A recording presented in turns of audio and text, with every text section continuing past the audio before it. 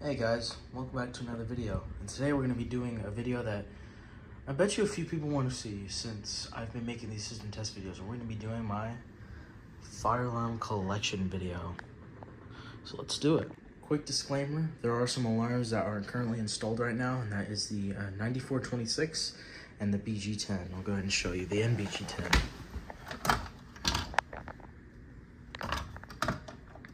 So these are an exception to the collection, so let's get started. All right, so here's the deal. We have the oldest alarm to the newest in each row. As you can see, oldest all the way to newest. And then these three, and then those two are the companies that I don't have. I only have one of from each company, and these are the pull stations. Obviously, an exception. Let's go ahead and pull my not my firelight, but my notifier NBG10. I'll show you how that pulls, just like that. So we're gonna go ahead and start off with system sensor. The most amount that I have, well, technically tied with the Wheelocks. So right here, this is the system sensor MAS 24. This is the first version of the MAS, released I think in the 90s. Correct me if I'm wrong. This right here, this uses breakaway tabs, and it doesn't use tone clips, which means it creates permanent tones.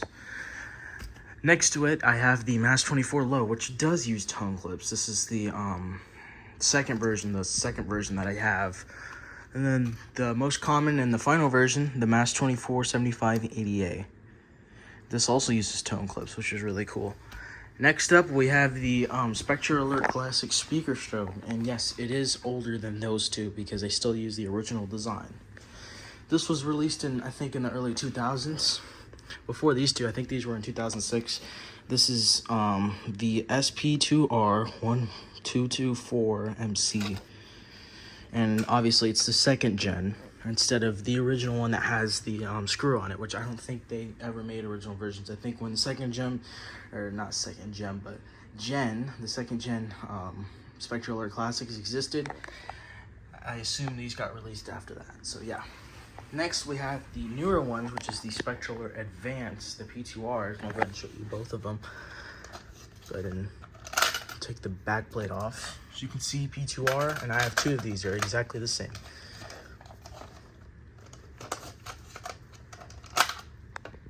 These are pretty loud, and is rumored to be the loudest alarm, but that rumor has been proven false. Next alarm, we have the low frequency sounder. And a lot of people have asked what these are used for. Well, it's a low frequency sounder. Studies have found that this wakes people up quicker when they're in a deep sleep, so this would automatically be assumed as a alarm that should be used in your room. The only reason I'm using that one is because this one doesn't fit on the back box, and I need to get a back box for it. I'll go ahead and show you the model so you guys can buy it if you want to. This is the P2RH LF low frequency sounder. You can also get the P4RH LF. This is the L series. This is the P2R LA. This has the Spanish translation and the English translation of this fire alarm, which actually makes this kind of rare, as you can see. It's the L series, and it's also a 2-wire. Again, there are the P4RLs, but obviously I didn't find one, so let's move on. All right, we're gonna go ahead and move to Wheelock, the second most alarms I have tied with the system sensor. So let's go ahead and get started with the oldest ones, being the 31T-115 and the 34T-1, not 115, but 24. This is the 24-volt version. I'll go ahead and show you. They're not different. They're almost exactly the same except for voltage, as you can see. These are fairly common, not too rare. With its a little bit rarer counterpart, more saying high demand. This is the 34T. This is the horn-only version of this one, which I'll tell you in a minute. And then this one right here, the one that everyone wants, the Wheelock 7002T. It's right here. The reason it strobe skips is because these two wires from the strobe connect to this right here, and that causes it to skip because the strobe takes a lot of power off the horn, which makes it skip for a second. Go ahead and move these back. Next up, we got the Wheelock MT, the first generation.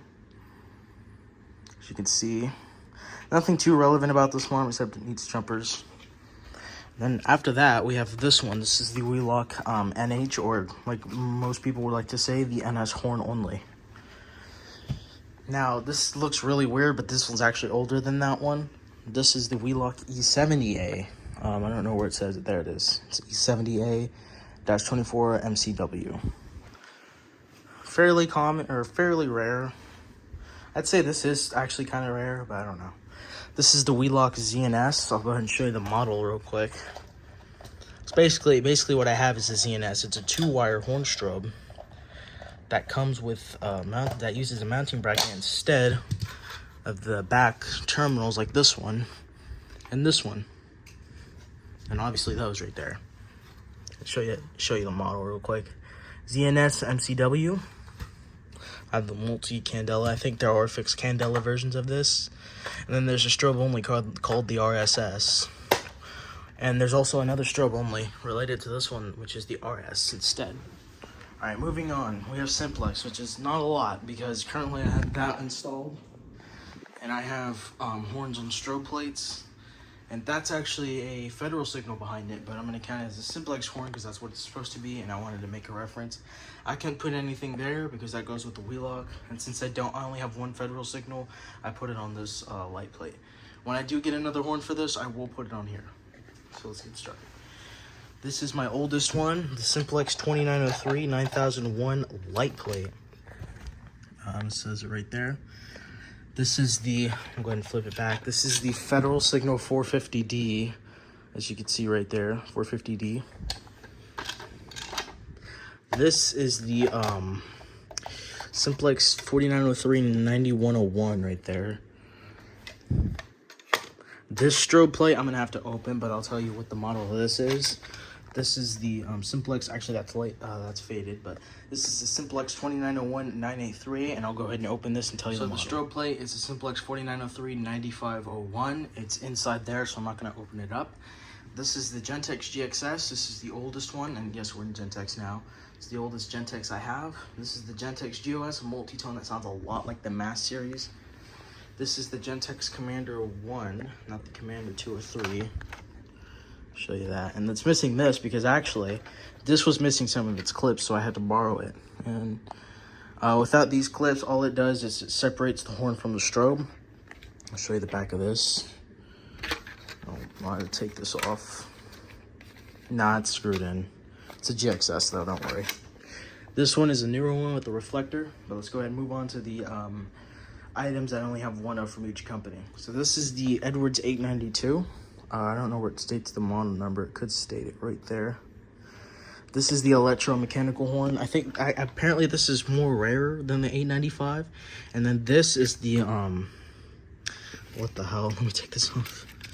Oh my goodness. This has a pretty long model number. It's the Pyrotronics MTL, if you want to look for the original brand. But there are some people that might want this one, so. Oh my goodness, what does this say right there? This is the HEAFSTW. That's the FCI rebrand model for anyone that wants it. But I'd say just look up the Pyrotronics MTL, or better yet, get the MT. But I'll talk more about that in my buyer's guide video when I make one. I make another buyer's guide video because the first one wasn't really that good. Let me go ahead and put this back on. We'll move on to the pull stations. And last but not certainly least, we have oldest to newest pull stations. I already pulled the pull station that was up there, so we're gonna go ahead and pull these pull stations. Let me go ahead and show you. This is the Edwards 270 SPO. This is the Firelight BG6. This is the go ahead and show you the model number. This is the Simplex 2099 9101. I'll go ahead and pull that for you.